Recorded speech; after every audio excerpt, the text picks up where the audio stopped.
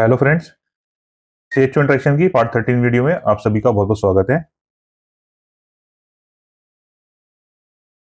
पिछली वीडियो में हमने डिस्कस किए थे 6 से लेके 10 तक पॉइंट। जब हमारे एनक्वास का हमारे आयुष्मान आरोग्य मंदिर का एनक्वास का असेसमेंट होता है, एक्सटर्नल असेसमेंट होता है, तो सीएचओ इंटरेक्शन में जो 7 सर्विस पैकेज होते हैं उसमें पूछे जाते थे 191 क्वेश्चन। और जब हम 12 सर्विस पैकेजेस के लिए अप्लाई करते हैं तो 48 क्वेश्चन एक्स्ट्रा हो जाते हैं सीएचओ इंटरेक्शन में। 48 क्वेश्चन में से 10 चेक पॉइंट के ऊपर वीडियो मैंने बना दी है, पार्ट 11 और पार्ट 12। आज मैं बनाने जा रहा हूँ पार्ट 13 वीडियो, जिसमें हम कवर करेंगे 5 चेक पॉइंट 11 से लेके 15 तक। अगर आपको हमारी वीडियो अच्छी लगे तो हमारे चैनल को सब्सक्राइब करना ना भूलें और वीडियो को लाइक और शेयर करना ना भूलें। चलिए देरी ना करते हुए शुरू करते हैं। सीएचओ इंटरेक्शन 12 सर्विस पैकेज 48 जो एक्स्ट्रा क्वेश्चन है उसमें से आज हम डिस्कस कर रहे हैं 11 से लेके 15। तो 11 जो चेक पॉइंट होता है, 11 चेक पॉइंट होता है ability of service for mental health. तो मेंटल हेल्थ सर्विसेज में आइडेंटिफिकेशन करना होता है, काउंसलिंग करनी होती है, रेफरल करना होता है for anxiety, hysteria, depression, neurosis, dementia, mental retardation और ऑटिज्म। तो इसमें बेसिकली आइडेंटिफिकेशन करना होता है। जैसे एंजाइटी हो रही है, अब एंजाइटी को पहचानने का तरीका होता है, बहुत ज़्यादा इसमें क्या होता है, बहुत ज़्यादा घबराहट होती है, बहुत ज़्यादा सोच होती है, किसी सिचुएशन को लेके बहुत ज़्यादा सोच होती है मरीज के दिमाग में, और हार्ट रेट तेज हो जाता है, सांस तेज हो जाती है, पसीने आते हैं और थका थका सा महसूस होता है। ये एंजाइटी के लक्षण होते हैं। हिस्टीरिया होता है, हिस्टीरिया में क्या होता है, इसमें अनकंट्रोल इमोशन होती है, बहुत ज़्यादा जो है सोच विचार होते हैं, और जैसे किसी सिचुएशन को से क्या होता है, उस सिचुएशन से पेशेंट बाहर नहीं निकल पाते, बहुत ज़्यादा सोचते रहते हैं, बहुत ज़्यादा वरी होती है उन्हें। तो इसमें ये साइकोलॉजिकल स्ट्रेस होता है। इसमें बेसिकली काउंसलिंग करनी होती है हमें अपने आयुष्मान के मंदिर में, और फिर पेशेंट को रेफर करना होता है डिस्ट्रिक्ट हॉस्पिटल, जहाँ पर साइकियाट्रिस्ट अवेलेबल होते हैं। उसके बाद डिप्रेशन होता है। डिप्रेशन जो होता है, इसमें लगातार जो है लॉस ऑफ इंटरेस्ट हो जाता है किसी भी एक्टिविटी में, और बहुत ज़्यादा टेंशन रहती है डिप्रेशन में, और डिप्रेशन में किसी भी चीज़ में मन नहीं लगता, और इसमें सुसाइड के ख्याल आते रहते हैं। जो डिप्रेशन होता है, इसमें भी पेशेंट की काउंसलिंग करनी होती है और पेशेंट को रेफर करना होता है डिस्ट्रिक्ट हॉस्पिटल साइकियाट्रिस्ट के पास में। काउंसलिंग में उन्हें बताया जाता है कि टेंशन से थोड़ा बचे, मेडिटेशन करें, योगासन करें, और जहाँ आपको थोड़ा अच्छा लगे अपने फ्रेंड सर्किल में, जिस सोसाइटी में अच्छा लगे, वहाँ पे उन्हें बैठना है। और इसके लिए हम क्या करते हैं, पेशेंट सपोर्ट ग्रुप भी बनाते हैं हम, जिसमें जो मेंटल हेल्थ के जो पेशेंट होते हैं सभी को इकट्ठा करते हैं, सबको आपस में जो बातचीत करते हैं कि कैसे ठीक हुआ, मेंटल हेल्थ कैसे ठीक हुआ, एंजाइटी कैसे ठीक हुआ, हिस्टीरिया कैसे ठीक हुआ, डिप्रेशन कैसे ठीक हुआ। तो आपस में बातचीत करके भी तब भी काफ़ी अच्छा इंप्रूवमेंट हो जाता है। डिप्रेशन के बाद आता है न्यूरोसिस। न्यूरोसिस में बहुत ज़्यादा एंग्जायटी होती है और लगातार वरी होती है, सोच होती है, लगातार एक गिल्ट की फीलिंग होती है अपने अंदर, और ये डिप्रेशन होता है, और मूड स्विंग प्रॉब्लम होती है जो न्यूरोसिस में होती है। इसमें भी काउंसलिंग करके पेशेंट को रेफर किया जाता है डिस्ट्रिक्ट हॉस्पिटल, जहाँ पर साइकियाट्रिस्ट अवेलेबल होते हैं, वो उनका ट्रीटमेंट करते हैं, उन्हें एंटी डिप्रेशन देते हैं, एंक्सियोलैटिक देते हैं मेडिसिन, बीटा ब्लॉकर देते हैं, और सिम्प्टोमेटिक मैनेजमेंट करते हैं, सिम्पटम मैनेजमेंट करते हैं उनका। फिर इसके बाद आता है न्यूरोसिस के बाद डिमेंशिया आता है। डिमेंशिया में बेसिकली फॉरगेटफुलनेस होती है, जैसे कोई कोई चीज़ें याद नहीं रहती, डिमेंशिया में ये प्रॉब्लम हो जाती है। डेली एक्टिविटी में जैसे कुछ चीज़ें याद नहीं रहती, इसमें फॉरगेटफुलनेस होती है, उसको डिमेंशिया बोलते हैं। इसके बाद आता है मेंटल रिटार्डेशन। मेंटल रिटार्डेशन थोड़ा-सा कमी हो जाती है, आईक्यू लेवल में सोचने में थोड़ी कमी हो जाती है। मेंटल रिटार्डेशन में सोच-विचार में कमी हो जाती है, सही से दिमाग काम नहीं करता इसमें। और ऑटिज़्म में क्या होता है, ऑटिज़्म के लक्षण ये होते हैं, इसमें कम जो जिन लोगों को ऑटिज़्म होता है, वो कम आई कॉन्टैक्ट करते हैं और शब्दों को लगातार दोहराते हैं। आवाज़ सुनने के बाद भी कोई रिएक्शन नहीं देते, जिनको ऑटिज़्म होता है, और उन्हें समझने में दिक्कत होती है। अगर आप कोई बात समझाते हो, जो जो ऑटिज़्म के पेशेंट होते हैं, कोई चीज़ समझ नहीं पाते हैं, बोलने में भी दिक्कत होती है उन्हें, और आवाज़ निकालने में भी असमर्थ होते हैं। ये ऑटिज़्म के लक्षण होते हैं। इसके बाद आता है अवेयरनेस जनरेशन। तो ये हमारे हो गए 11 चेक पॉइंट। इसके बाद अगला चेक पॉइंट है 12 check point, prevention and promotive service under mental health.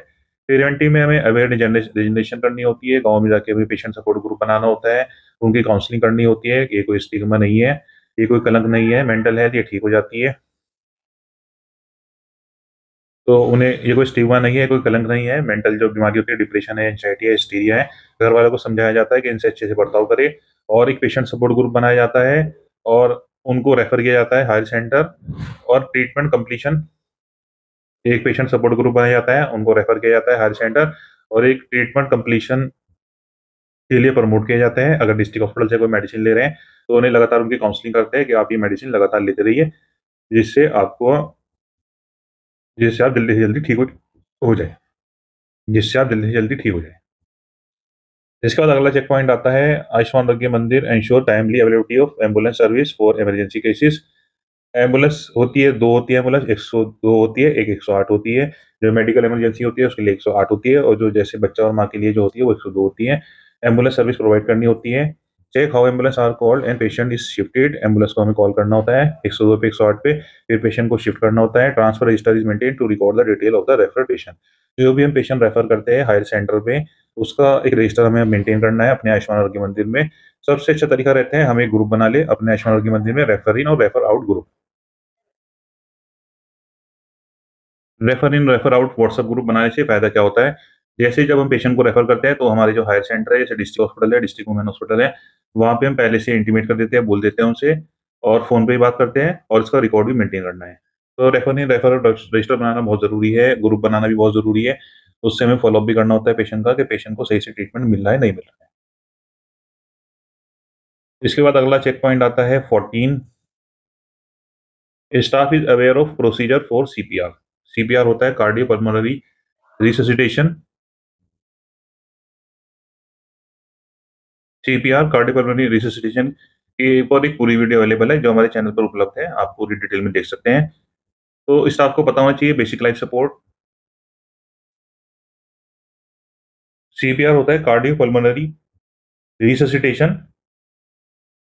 CPR में हम देखते हैं अगर खुदा न खास्ता कोई एक्सीडेंट हो जाता है और पेशेंट जो है वो अनरेस्पॉन्सिव है, ब्रीदिंग नहीं आ रही है, सर्कुलेशन नहीं आ रहा है, तो तुरंत पेशेंट को सीपीआर देना होता है, और तुरंत किसी को हेल्प के लिए बुलाते हैं। सबसे पहले चेक करते हैं सीएबी, सर्कुलेशन, ईयरवे, ब्रीदिंग, और एम्बुलेंस को कॉल करते हैं। सर्कुलेशन देखते हैं हम कैरोटिड आर्टरी से, और एयरवे में कोई अटका कुछ चीज़ अटकी तो नहीं वो देखते हैं, और ब्रीदिंग देखते हैं ब्रीदिंग है या नहीं है। अगर सर्कुलेशन नहीं है, ब्रीदिंग नहीं है, तो सीपीआर स्टार्ट करते हैं। सीपीआर में 30 कंप्रेशन दिए जाते हैं, 2 ब्रीथ दी जाती है। जो एडल्ट होते हैं हेड को टिल्ट करते हैं और प्रेशर 2 हाथों से देते हैं, कोहनी सीधी रखनी होती है, और 2 इंच तक दबाना होता है इसमें सीपीआर जब देते हैं। और जो ब्रेथ देनी होती है वो फुल ब्रेथ देनी होती है, और जब हम 2 इंच तक दबाते हैं भले उसमें रिब्स टूट जाए, क्योंकि रिब्स तो ठीक हो सकती है, मरीज की जान बचनी चाहिए इसमें सीपीआर में।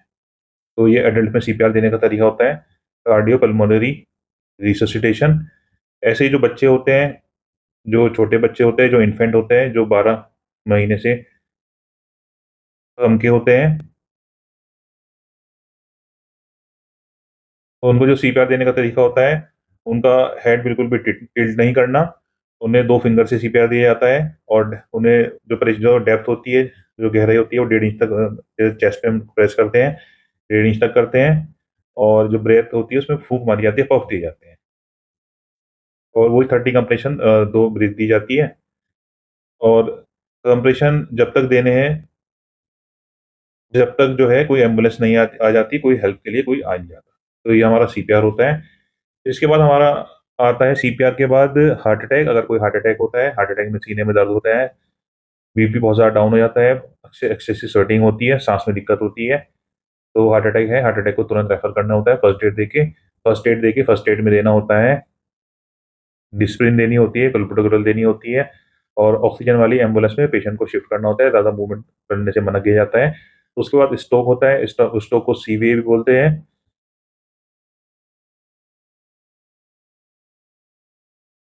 और सेरेब्रोवैस्कुलर एक्सीडेंट बोलते हैं।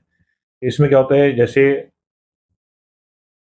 चलने में दिक्कत होती है, बोलने में दिक्कत होती है, ज़बान तुतली हो जाती है, और पैरालिसिस तक हो जाता है इसमें ना, जो स्ट्रोक होता है। ऐसे पेशेंट को भी तुरंत रेफर करना होता है डिस्ट्रिक्ट हॉस्पिटल। और कोई फॉरेन बॉडी के लिए एक प्रोसीजर होता है, वो प्रोसीजर फॉलो करना होता है। फॉरेन बॉडी एयरवे ऑब्स्ट्रक्शन में अगर कोई चीज़, जैसे कोई पेशेंट खा रहे हैं, खाते हुए फँस गई या फिर कोई सामान फँस गया, बॉटल की कोई कैप वगैरह फँस किसी बच्चे ने फँसा ली, साँस में दिक्कत होने लगी, बहुत ज़्यादा साँस में दिक्कत हो रही है, तो उसके लिए एक तरीका होता है, जो कोई चीज़ फँस जाती है साँस की नली में, उसको निकालने के लिए उसको बोलते हैं हेमलिक मैनोवर। हेमलिक मैनोवर में करना क्या होता है, जो पेशेंट होते हैं, उनको जो नाभि होती है, नाभि और स्टर्नम के बीच, जो रिब केज होता है, उसके बीच में दोनों हाथों से पकड़ के दबाना होता है सही से, पीछे से पकड़ के, और ऊपर को हल्का-सा उठाना होता है पेशेंट को, जिससे जो कुछ कोई चीज़ फँसी हुई है, वो बाहर निकल जाती है। अगर एयरवे ऑब्स्ट्रक्शन हो रहा है, तो ये ट्रीटमेंट होता है। फॉरेन बॉडी एयरवे ऑब्स्ट्रक्शन में ये लाइफ सेविंग एक्टिविटी होती है, इससे मरीज़ की जान तक बच जाती है। ये लाइफ सेविंग एक्टिविटी होती है, इससे मरीज़ की जान बच जाती है। इसके बाद आज की वीडियो का लास्ट एक पॉइंट है 15वां 12 सर्विस पैकेजेस में जो सीएचओ से एक्स्ट्रा क्वेश्चन पूछे जाते हैं 191 क्वेश्चन के अलावा। तो 12वां चेक पॉइंट है emergency protocol for first aid and stabilisation are available. First aid में जैसे स्नेक बाइट है, स्नेक बाइट में जो स्नेक होते हैं जैसे कोबरा है, करेट है, वाइपर्स है, तो उसका फर्स्ट एड ट्रीटमेंट आपके पास होनी चाहिए, आपके पास वायल होनी चाहिए। अगर आपके पास वायल अवेलेबल नहीं है तो तुरंत आपको रेफर करना है सीएचसी पे, एडिशनल पीएचसी पे या डिस्ट्रिक्ट हॉस्पिटल। अगर वायल आपके पास अवेलेबल हो जाए, स्नेक वेनम एंटीसीरम होती है, तो ये 5 वायल से लेके 20 से 25 वायल भी दी जा सकती है। ये सीवियरिटी के ऊपर डिपेंड करता है कि कितना पॉइज़न फैला है स्नेक के काटने से। पॉइज़निंग होती है, कोई पॉइज़निंग हो गई तो उसमें गैस्ट्रिक लेवेज करना आना चाहिए आपके पास एक्टिवेटेड चारकोल अवेलेबल होनी चाहिए। कोई ड्रोनिंग है, कोई डूब गया तो डूबने में ट्रीटमेंट करना होता है। जो पेशेंट है उनको उल्टा लेटाना होता है और होता है पीठ दबानी होती है और सीधा करके उनको मुँह से साँस देनी होती है और ऑक्सीजन देनी होती है। ऑक्सीजन से देकर उनको शिफ्ट करना होता है एडिशनल पीएचसी पे, सीएचसी पे या डिस्ट्रिक्ट हॉस्पिटल। ट्रॉमा होता है, कोई ट्रॉमा हो गया, कोई एक्सीडेंट हो गया, आपके पास स्प्रिंट अवेलेबल होना चाहिए। स्टेबलाइज़ करके सही से पेशेंट को रेफर करना होता है डिस्ट्रिक्ट हॉस्पिटल, ऑर्थोपेडिक सर्जन के पास। कोई बर्न हो गया, रूल ऑफ 9 के हिसाब से देखना होता है कि बर्न कितना है। अगर कम बर्न है, तो कम बर्न का ट्रीटमेंट होता है, उसमें सिल्वरेक्स लोशन होता है, सिल्वरेक्स और ज़ाइलोकेन उसको मिक्स करके जहाँ बर्न होता है वहाँ लगाना होता है और पेशेंट को शिफ्ट करना होता है डिस्ट्रिक्ट हॉस्पिटल या सीएचसी पे। फिट्स हो गया, दौरे पड़ गए तो पहले एप्सोलिन दे दे करके फर्स्ट एड पेशेंट को रेफर करना होता है डिस्ट्रिक्ट हॉस्पिटल। कोई कार्डियक और रेस्पिरेटरी अरेस्ट हो गया तब भी पेशेंट को ऑक्सीजन लगा के एम्बुलेंस अरेंज करके फर्स्ट एड देके शिफ्ट करना होता है डिस्ट्रिक्ट हॉस्पिटल। हेमोरॉइड्स है कोई और रेक्टल प्रोलैप्स हो गया, कोई आंत बाहर आ रही है रेक्टल प्रोलैप्स में, और हर्निया है, हर्निया जैसे इंग्वाइनल हर्निया है, हियाटस हर्निया है। तो हर्निया 3 प्रकार का होता है, हियाटस hernia, umbilical hernia, inguinal hernia. तो अगर हर्निया है पेशेंट को तो फिर पेशेंट को रेफर करना होता है हायर सेंटर डिस्ट्रिक्ट हॉस्पिटल पर सर्जन के पास। इसके बाद होता है हाइड्रोसील। हाइड्रोसील में स्वेलिंग हो जाती है स्क्रोटम के ऊपर, इसमें भी पेशेंट को रेफर करना होता है डिस्ट्रिक्ट हॉस्पिटल सर्जन के पास। अपेंडिसाइटिस है, अपेंडिसाइटिस देखना होता है कि राइट साइड में राइट इलेक फोसा होता है, इसमें वहाँ पर एक पेन अगर हो रहा है तो ऐसे पेशेंट को भी रेफर करना होता है डिस्ट्रिक्ट हॉस्पिटल सर्जन के पास। अपेंडिसाइटिस में भी पेशेंट को रेफर करना होता है सर्जन के पास। तो आज मैंने आपसे डिस्कस करे टोटल 5 चेक पॉइंट सीएचओ इंटेक्शन की 12 सर्विस पैकेजेस की पार्ट 13 वीडियो में। पार्ट 14 वीडियो जल्दी बनेगी। अगर आपको ये वीडियो हमारी अच्छी लगे तो हमारे चैनल को सब्सक्राइब करना ना भूले, वीडियो को लाइक और शेयर करना ना भूले। सभी को मेरा धन्यवाद।